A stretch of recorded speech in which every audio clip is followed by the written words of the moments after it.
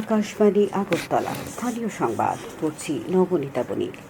অর্থমন্ত্রী নির্মলা সীতারামন গতকাল জোর দিয়ে বলেছেন যে সরকার রাজস্ব ঘাটতি 2025-26 সালের মধ্যে 4.5% নিচে নামিয়ে আনতে বদ্ধপরিকর। লোকসভায় সাধারণ বাজেট এবং জম্মু কাশ্মীরের বাজেটের উপর আলোচনার জবাব দিতে গিয়ে শ্রীমতী সীতারামন কথা বলেন।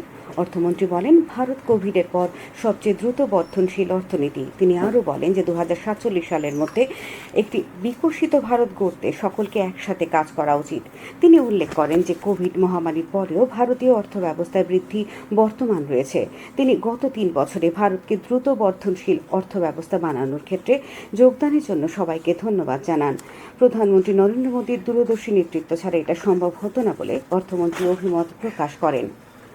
খোয়াই ব্লকের কনফারেন্স হলে গতকাল ত্রিস্তর পঞ্চায়েত নির্বাচনে ভোট গ্রহণের কাজে নিযুক্ত কর্মীদের নিয়ে এক মহড়া অনুষ্ঠিত হয়। মহড়ায় খোয়াই ব্লকের ভিডিও তথা আরও অভিজিৎ দাস কিভাবে ভোট গ্রহণ করতে হবে ও ভোট গ্রহণের ক্ষেত্রে ভোট কর্মীদের দায়িত্ব কর্তব্য সম্পর্কে আলোচনা করেন। এছাড়া আরও কুন্তল চক্রবর্তী বক্তব্য রাখতে গিয়ে প্রিসাইডিং অফিসারের দায়িত্ব ও কর্তব্য সহ বিভিন্ন বিষয় নিয়ে আলোচনা করেন।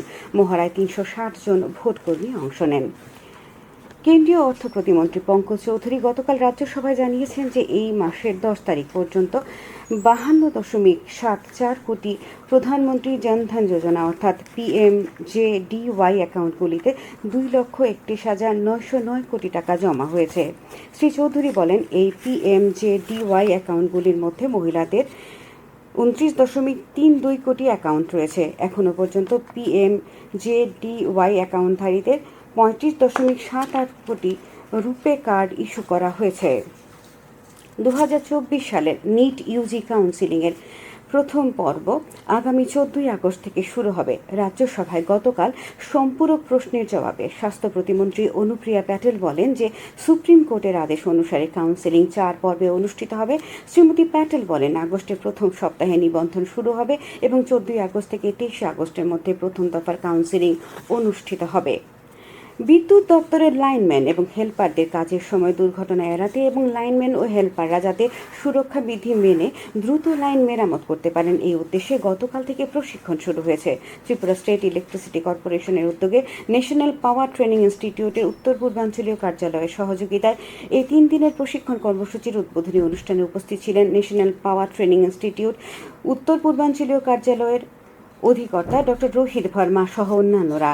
এই শিবিরে গোটা রাজ্য থেকে বাছাই করা 30 জন লাইনম্যান এবং হেল্পার প্রাথমিক পর্যায়ে প্রশিক্ষণে এসেছেন।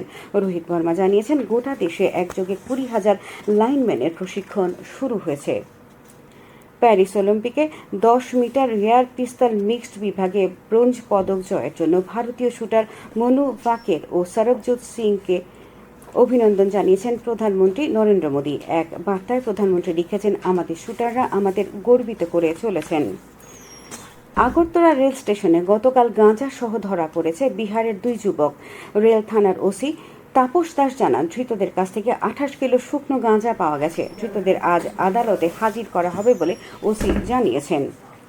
সাবরুম মহকুমা প্রশাসক পুলিশকে সঙ্গে নিয়ে গতকাল সন্ধ্যায় মনুবাজারে মেয়াদ উত্তীর্ণ সামগ্রী বিক্রি ও প্লাস্টিক ব্যবহারের বিরুদ্ধে প্রশাসনিক অভিযান চালায়। সাবরুম মহকুমা শাসক অফিসের ডিসিএম নকুল পাল, রতন দাস সহ আবগারি ও শুল্ক দপ্তরের ওজন ও পরিমাপ দপ্তরের আধিকারিকেরা অভিযানে নেতৃত্ব দেন। অভিযানে 80 কেজি প্লাস্টিকের প্যাকেট বাজেয়াপ্ত করা হয় এবং ব্যবহারকারীদের কাছ থেকে 8,000 টাকা জরিমানা আদায় করা হয় এবং মাছ ব্যবসায়ীদের মজুত করা 100 কেজি পচা মাছ বাজেয়াপ্ত করে নষ্ট করে দেওয়া হয় বলে জানান প্রশাসনিক আধিকারিকেরা। ত্রিপুরা রাজ্য দূষণ নিয়ন্ত্রণ পর্ষদের উদ্যোগে পুরো এলাকায় প্লাস্টিক আবর্জনার মূল্যায়ন ও তার বৈশিষ্ট্য বিষয়ে গতকাল এক কর্মশালা অনুষ্ঠিত হয়। কর্মশালায় আগরতলা মিউনিসিপাল কর্পোরেশনের জোনাল অফিসার, স্যানিটারি অফিসার ও টাস্ক ফোর্সের সদস্যরা অংশগ্রহণ করেন। লোকসভায় গতকাল 2024-25-এর জন্য রেল মন্ত্রকের নিয়ন্ত্রণাধীন অনুদানের দাবি নিয়ে আলোচনা হয়।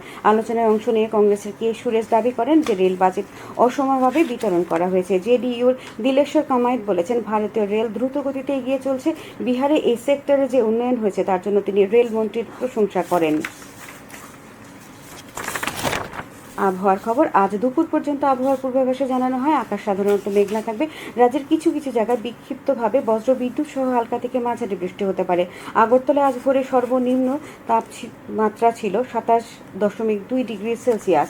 স্থানীয় সংবাদ এখনকার মতো এখানেই শেষ হলো।